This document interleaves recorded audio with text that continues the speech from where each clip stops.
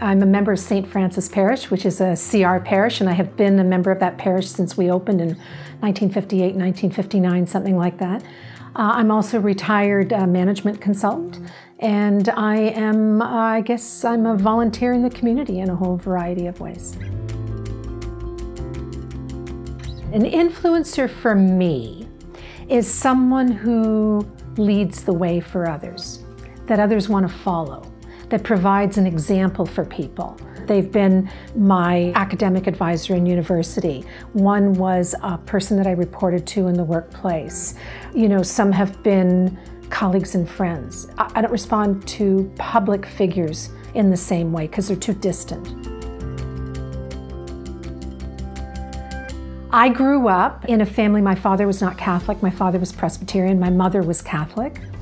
My brother and I were raised as Catholics, but my father wouldn't let us go to a Catholic school. So my mother arranged for us to have catechism. There was a period of time that on Saturdays we would go to Resurrection College and we would spend part of Saturday with the seminarians. I remember when I made my confirmation and we were threatened that, you know, during the service the bishop was going to ask you the question and you needed to know the answer.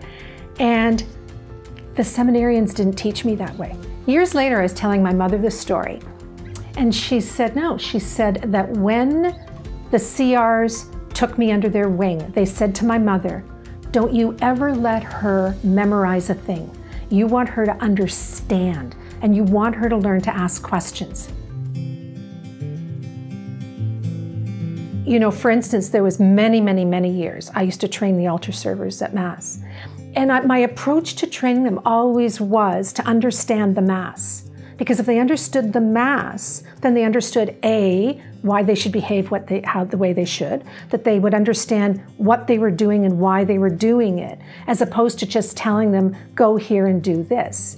And I'm sure that a lot of that is rooted in that me being taught to question, and me being taught to think through, and me being taught to listen. And I think the CRs were fundamental in a lot of that.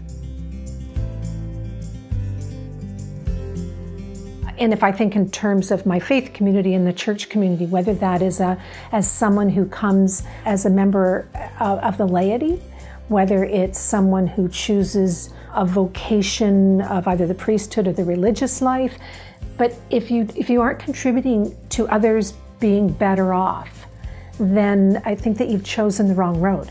And I think you need to try a different road. They're in too much of a hurry to figure out who they are and where they fit in. And I think that we need to give people an opportunity to try things.